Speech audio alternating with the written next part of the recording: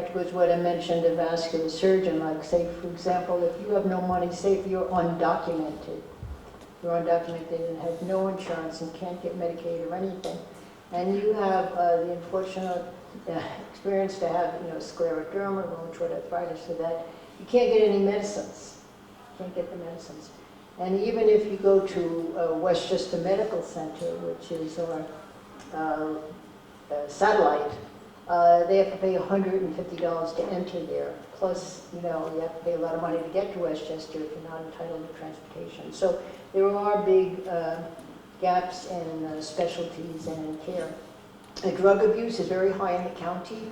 I work at Hudson River Healthcare, and there no one is denied care. So it's not free, but if somebody comes in, they get care, whether they pay for the care or don't pay for the care.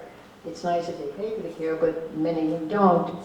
And many drug abuses come in. And I've been threatened a few times, more than I'd like to think, that unless you give me this, no, you're not going to make it home tonight. You won't see your face again. But then they say, oh, but don't worry, because heroin is only $10 on the street. And now there's a big market for Suboxone, so that they don't have to go through withdrawal. They can take their own Suboxone to suppress withdrawal. That's a big point. But the fifth point is something that no one has mentioned. I think there's a poverty of thought here, a poverty of thought in this county. For example, I'm thinking of a gentleman who's now deceased. He died. He had a seizure and died. But he lived in a garbage enclosure for many winters up here. But he wanted to.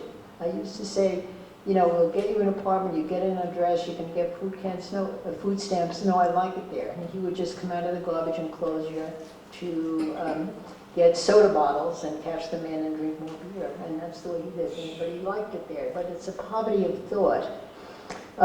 We see obese people all the time, and we have like a free nutritionist. It's like free. You can just walk in and see the nutritionist. They say, I know what to do.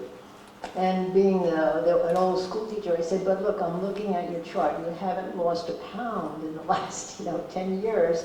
And you say, you know what to do. Why not see the nutritionist? No, I know what to do. There's a real poverty of thought. What about your mammogram? Oh, and mammograms, we have programs in this country. In this county, we can get a free mammogram, free colonoscopy.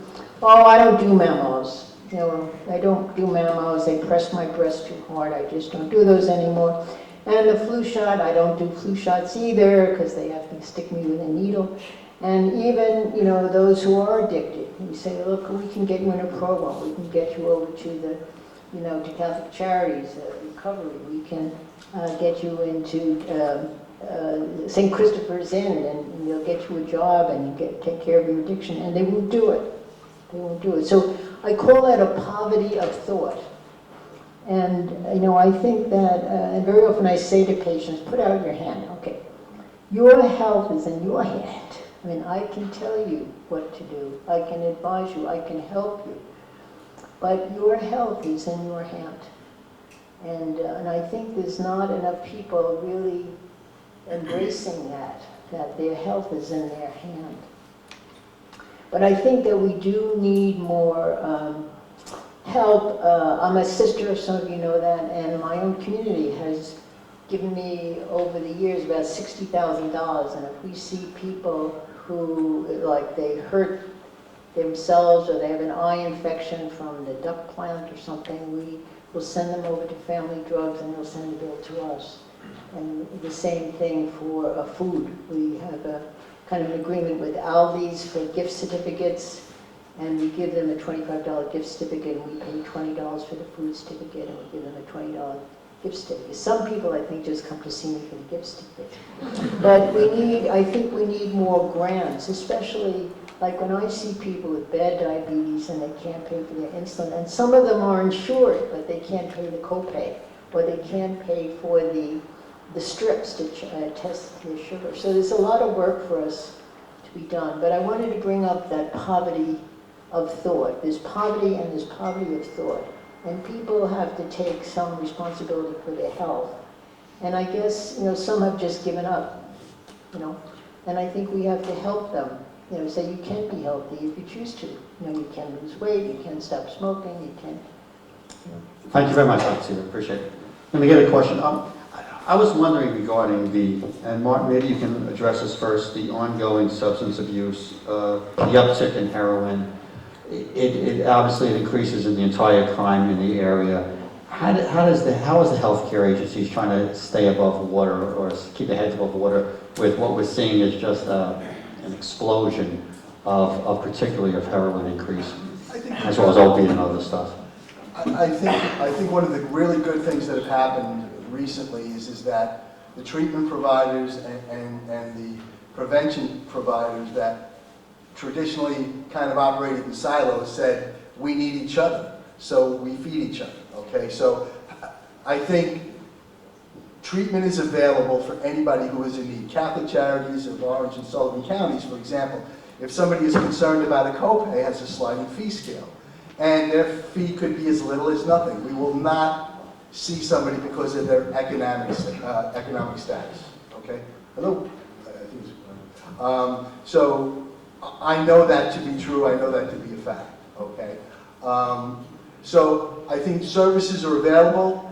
I think the county is starting to realize that we can improve access by improving that connection between the service providers and the folks in the community by increasing their awareness that we're available and increasing a seamless navigation into those services. So I think it is daunting and I think it is a crisis. I think it's all of those things. But I think also we are a culture that is conditioned to react to crisis. And we are conditioned to react to problems. And I really think we'll do ourselves a lot better when we start addressing the collateral issues that fuel problems. Okay, when we talk, and again, I'm not trying to get off, but we were talking before about people working. Well, we're assuming they're working one job. They could be working 2 part-time jobs. And we say, okay, they're working 2 part-time jobs. So if that person's 2 part-time jobs doesn't have a set schedule for either job, 24 hours a day or 12 hours a day, 7 days a week, they can't do anything, because they might be scheduled next week to go to work. It's very easy to see how somebody can become desensitized. If I stub my toe, it hurts.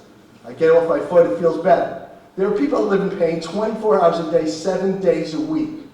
That all the things that we take for granted, I'm not saying we, that I take for granted. Oh, why don't they do this? Why don't they do that? I take that for granted because of the mind I have.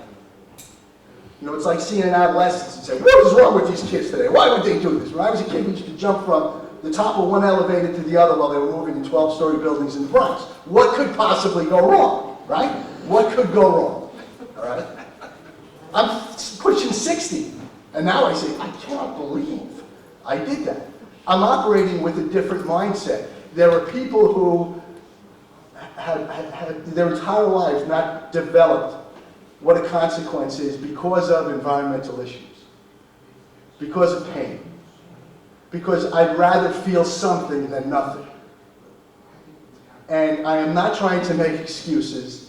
I am not trying to pave anything over.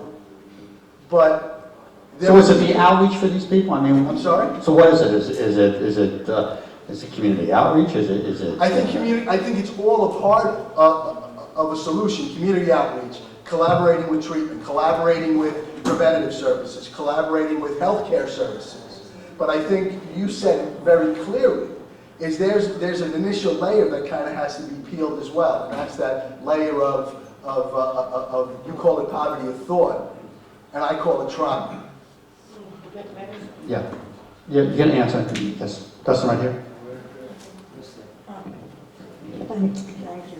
My name is Priscilla Bassett. I'm with the Senior Legislative Action Committee, SLAC, here in Sullivan County.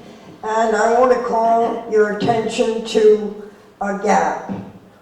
There is a very fast-growing demographic group that I happen to represent in this county, 85 plus, fastest growing. And in our county, we have about 1,700, is that right? 17,000. You see, I'm showing some of my age here. show it. 17,000 seniors. We have one, to my knowledge, and I stand willingly corrected if so, we have one board-certified geriatrician who fortunately is in his own practice and also closely connected with the hospital. Now, the answer might easily be, why not hire some more geriatricians? At least one, double it, two to 17,000. But it's easier said than done, and I won't take the time to go into the details of it. But young people, many as they come out of school, are heavily burdened after medical school with their debts. And geriatrics is not in medical field one of the highly paid specialties. It's not really a specialty unless you consider a pediatrician as a specialist. Primary care specialists and geriatricians are also primary care specialists. And so young people may not head to that direction for monetary reasons and also the sadness involved in their practices ultimately. But there is another way, and we have a couple of people in the audience today who have partaken of that. They don't happen to be doctors, but they're nurses, and they are sitting right over there. And Bonnie Lewis is one, and Karen is another. And in Binghamton, there is annually a crash course to bring physicians up to speed with the latest knowledge in geriatrics. And included in that program is training for social workers, nurses, nurse practitioners. So I'm just putting that out on the table. All right, let's talk about that. Not tonight, let's look into it, because that is a way of getting more knowledge into the workforce that will in turn help with the quality of life and understanding of self that would come through the geriatric knowledge. It's come a couple times about, thank you very much, Priscilla. It's discussed about different kind of doctors and increasing. I know in Orange County they have Truro College, and our Orange Regional is going to benefit from that. Jerry, is Catskill, and how difficult is it in this rural area sometimes to be able to attract healthcare professionals? Well, very difficult, and I would hire 3 geriatricians tomorrow and pay them more than I pay any of my primary care doctors if I can get somebody to come. So, 100%. Truro College, which started 3 years ago, they have their 3rd year medical students there. At the end of next year, they will graduate. They have residents currently at Orange Regional Medical Center. And starting in July, we will have medical students and hopefully some residents. And what has been proven is that doctors who are taught in a particular area are much more likely to stay in that area.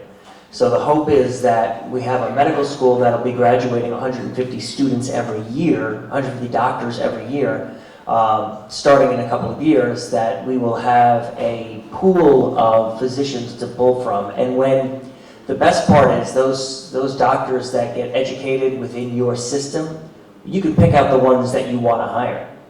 Right? You get to see them for 3 or 4 or 5 years, so that you can talk to them during their training and say, oh, by the way, when you come out, we can offer you a job. And I know you like rotating through Livingston Manor. Maybe we'll have you open up another practice in Roscoe or wherever. So hopefully we'll have a big pool of physicians that come. And you're going to use your influence, Jerry, to get them out of Orange County and come up to Sullivan County, right? Yeah, the residency programs will be stationed there, but for example, we will have residents in behavioral health, we'll have residents in emergency medicine, and in family practice. So those are the big things that the community would benefit from. And if I can add, Turo is going to have the mental health department for the county as an opportunity for residents as well. We've entered into an agreement to do that. We have a supervising psychiatrist there, Dr. Al Tariq, who will be supervising the 2 residents that we'll have. So we'll essentially triple the size of the amount of psychiatric time that will be available to citizens of Sullivan County. Amanda, go for it. Toro has also approached the Sullivan County Oral Health Coalition about bringing dental students into the area to assist with sealants for children and other dental procedures. Great. And the Turtle kids were also willing to shovel my driveway this winter too, so we've done a whole bunch of stuff. And the It's other amazing, and anything else you need for the Turtle kids to do, they'll do. Real quick, we're gonna wrap it up, yep. My name is Pam, and I want to thank everybody. I know a lot of the people here, and we've attended a lot of these health forums, and there's a couple of things that that I didn't hear tonight that I would like to kind of address. And one is that we are human beings, and as being human, we have multiple parts of us. And the one I didn't hear about is the soul. And the soul is a good part of our health care. And I heard it touched on kind of more superficially, but in ways of going kind of holistic, preventative, we didn't talk much about stress management facilities or holistic health or alternatives to traditional medicine, to which is not really funded, and there aren't enough places for people to go to in this county to seek those alternatives. One of the things that we don't talk about too often is that, you know, when we go traditional medicine, there's prescriptions attached. People are afraid of going to prescriptions, and I happen to work with, in a grassroots way, people who suffer with addiction. We touched on the Suboxone epidemic, which is now being sold on the street so that people don't go through the withdrawal. So they would rather buy the Suboxone on the street than to buy the heroin on the street. So what do we actually fix? So when we talk about this healthcare issue, there are things that we do want to look at, like the whole person, like, you know, the idea that I heard it said many times, and that's part of the soul approach, is meeting people where they're at. Are we looking to pursue those other paradigms for our county as far as healthcare is concerned? When I moved here over a little more than 20 years ago, which makes me now 25, we had a dozen rehab facilities. And at the height of our epidemic, we're down to 3. We don't have detox, medical detox. We have one, we have Catholic Charities, who only has a certain number of beds. We're going into the winter season. So we don't have enough beds. So, you know, those are the things that we don't really talk about, but are real. And then we don't talk about the after effects and the tremors from the one person with the addiction, and then the heart troubles and the you know, the reverberations of the family with those stress issues and the illnesses attributed to that mental / spiritual / physical illness of the addiction.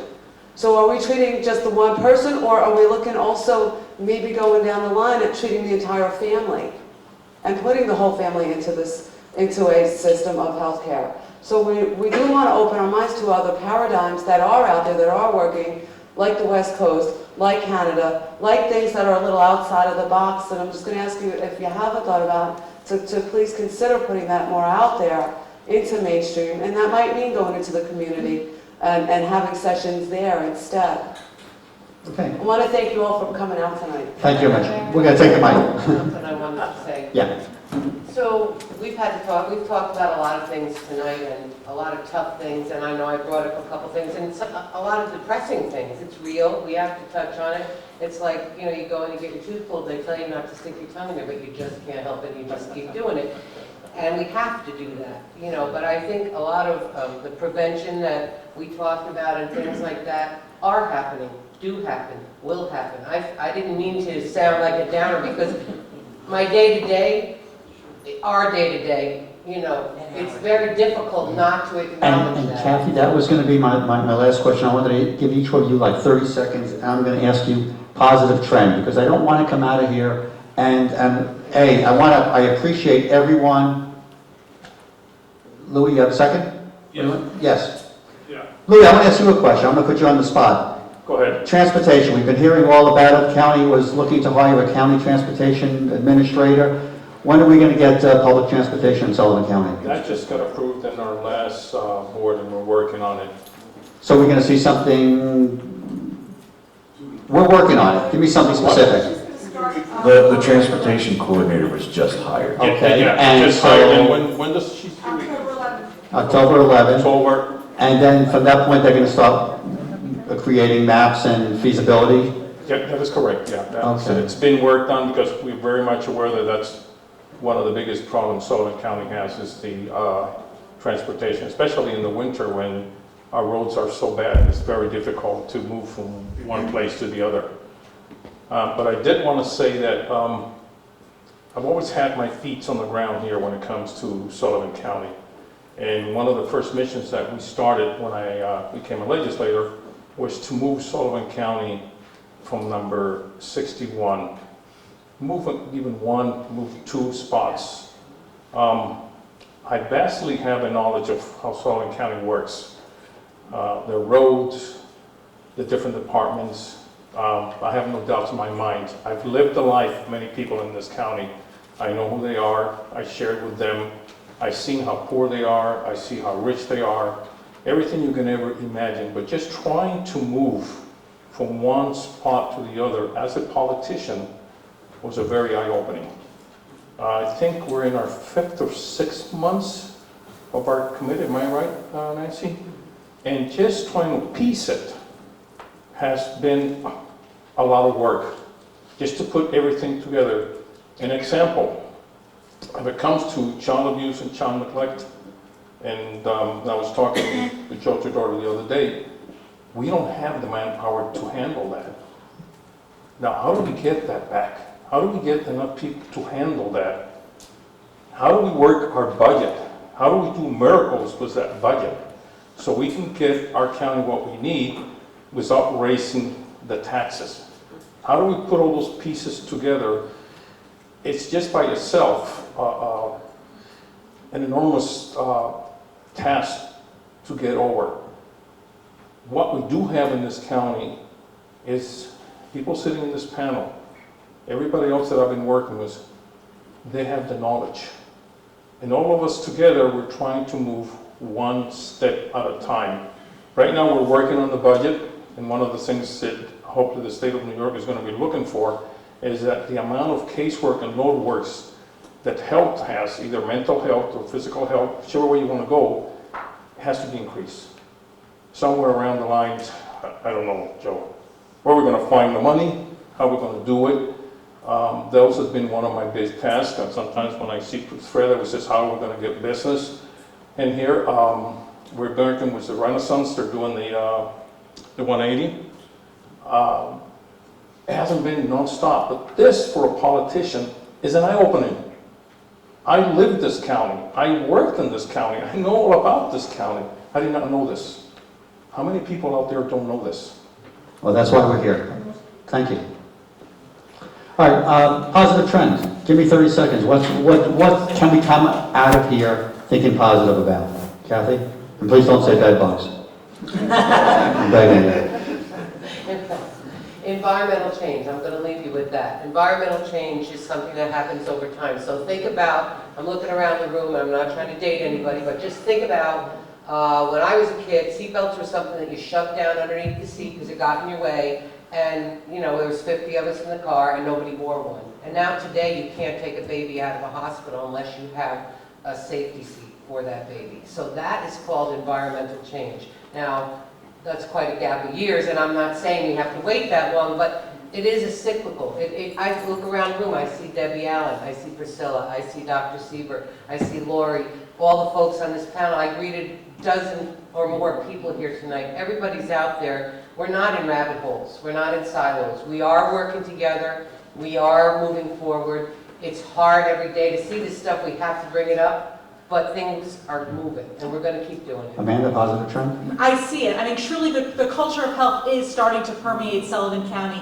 There are people who are really taking onus of this. I use the crazy example of my child's Little League team that was serving hot dogs and Gatorade at 9:30 in the morning after a Little League game last year. This year, they were serving granola bars and yogurts and little nectarines, because somebody was strong enough in that group, that Little League group, to say something has to change, and we all have to change this together, and it doesn't matter what it costs, we're going to figure it out because we're parents, we love our kids, and we want them to be healthy in Sullivan County.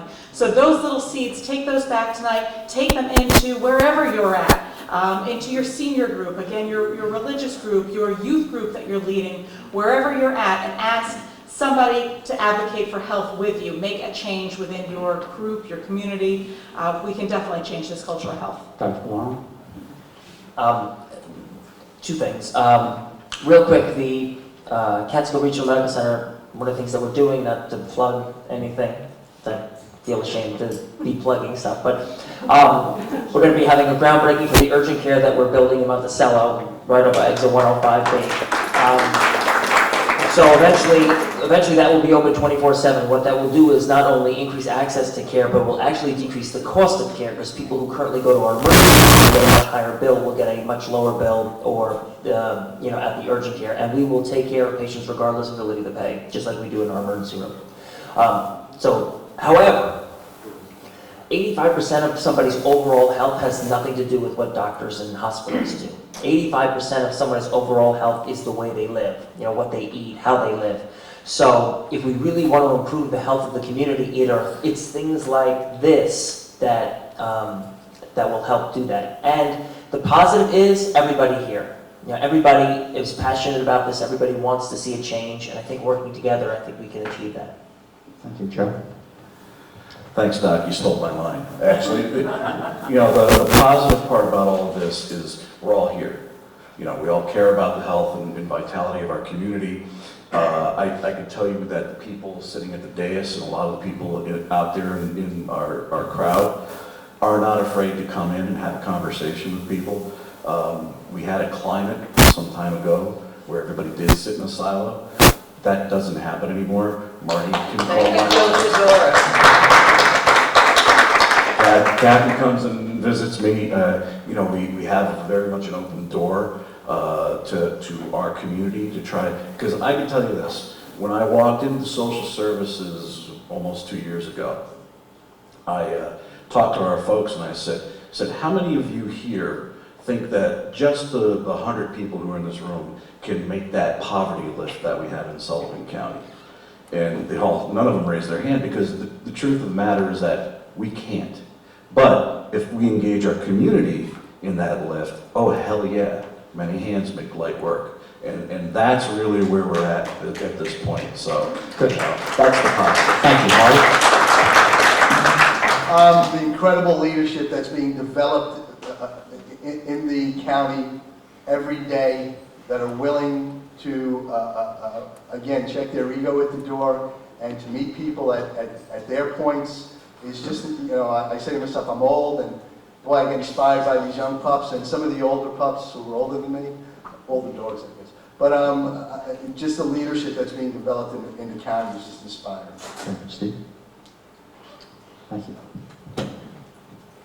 It was referred to a little while ago about the addiction epidemic in this county and frankly throughout the country. There's a very interesting and exciting new perspective developing on how do you deal with addictions. There is a doctor who is a specialist in addictions named Gabor Mate, who has written on this, saying that the solution to addiction is not sobriety, it's social connection. And his thinking is, and there are several psychiatrists who have written on this as well, that addiction comes from a childhood that was deprived emotionally and experienced trauma. And that person grew up not being able to develop the emotional resilience to cope with stresses and distresses that are part of everyday life. So they have pain, they feel disconnected, they feel isolated, they've learned not to trust, they've learned to be suspicious, and they turn to drugs to ease the pain. Portugal said, we're going to do something about that, and they, instead of incarcerating people who were addicted, they put them into social connection programs. They had better than a 50% reduction in addictions. That is a possible thing for us to consider here.